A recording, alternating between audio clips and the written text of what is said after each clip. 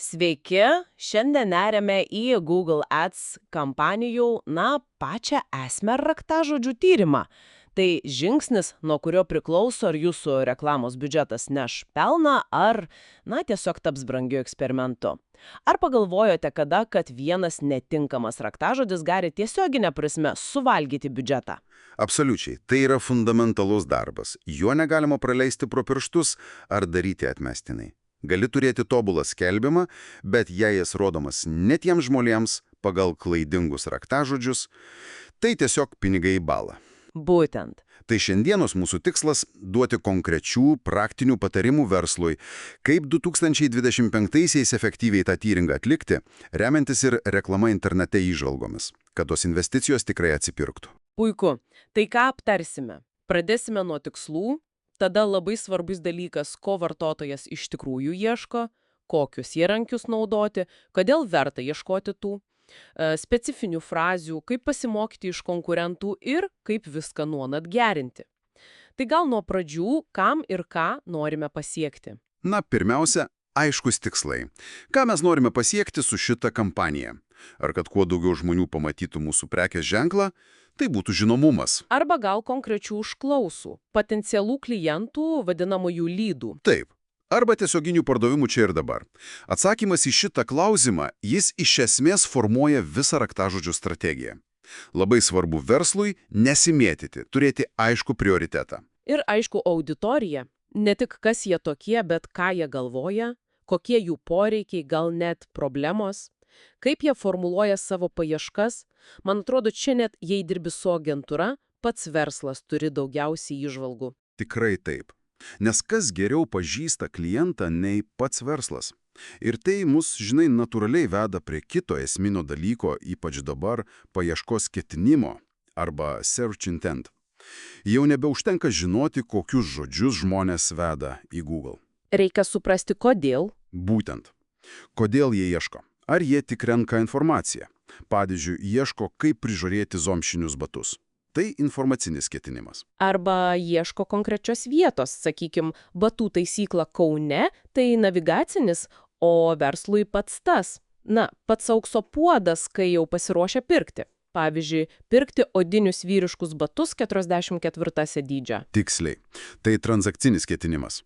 Ir jeigu tu sumaišiai šitos ketinimus, pavyzdžiui, rodai pirkimo skelbimo žmogui, kuris tik ieško informacijos. Tai gausi paspaudimą, bet ne pardavimą. Ir sumokėsi už tą paspaudimą. Būtent. Ir čia yra didžiulio optimizavimo galimybė. Transakciniams tikslams renkamės raktažodžius su ryškiu pirkimo signalu. Pirkti, kaina, akcija. Informacinėms gal platesnės frazes, kurios vėliau gali atvesti prie pirkimo. Bet tada ir nukreipimo puslapis turi atitikti, jei ieško informacijos, duok informacijos, o ne iškart bruk prekę. Gerai, logiška. O kaip praktiškai tuos raktažodžius rasti? Nes įrankių tai, tikrai daug. Ir gal kartais atrodo, kad žinai, ko ieško tavo klientai, bet realybė gali nustebinti. Gal yra koks nors būdas atrasti tuos auksinius raktažodžius, kurių nepastebi konkurentai? Taip. Tas atradimo procesas svarbus. Pradėti galima nuo nemokamo Google Ads raktinių žodžių planavimo įrankio. Jis duoda gerą pagrindą, matai apie tikslės paieškų apimtis, konkurenciją, bet čia tik pradžia. Tai ko dar reikia? Norint gilesnės analizės, ypač pažiūrėti, ką daro konkurentai, tai, mokami įrankiai kaip SEMrush, Ahrefs yra nepakeičiami. Jie leidžia pamatyti, kokie raktažodžiai neša srautą konkurentams, kokius skelbimus jie naudoja, net apytikslius biudžetus. Tai tiesiog idėjų generatorius. Vadinasi, galima pasižiūrėti, ar konkurentai, nevagia tavo potencialų klientų tiesiai iš paieškos ir gal rasti kažkokią nišą, kurios jie dar neužėmė. Tiksliai, konkurentų analizė padeda ne tik rasti naujų idėjų, bet ir vertinti, ar vertas stumdykis dėl tų pačių labai konkurencingų ir brangių raktažodžių. Kartais protingiau yra ieškoti mažiau akivaizdžių, bet labai vertingų variantų. Ir čia į sceną išeina vadinamieji ilgalaikai arba long tail raktažodžiai. Tos ilgesnės frazės. Paaiškinkime paprasčiau gal. Taip.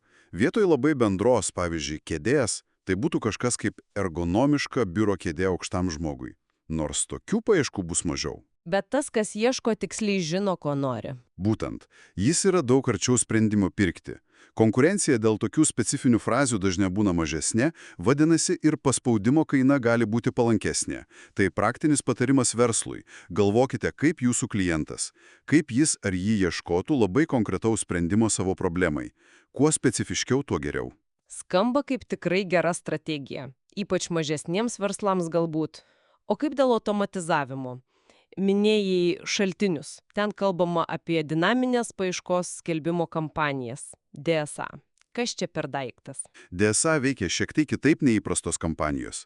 Čia Google pats skenuoja jūsų svetainės turinį ir kai vartotojas kažko ieško, Google automatiškai sugeneruoja skelbimo antraštę ir parenka nukreipimo puslapį, kuris labiausiai atitinka paiešką ir jūsų svetainės turinį. Taip, lyg ir nebereikia raktažodžių sąrašo.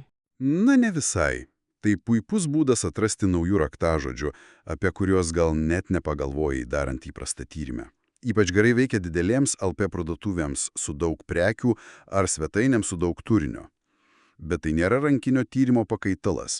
Tai labiau papildomas, padedantis užtikrinti platesnį matomumą ir pagauti tas netikėtas paieškas. Supratau. Tai turim ilgą sąrašą potencialų raktažodžių iš planuoklio, iš konkurentų analizės, gal iš DSA. Ką toliau? Nejaugi visus juos ir naudojam? Jokių būdų.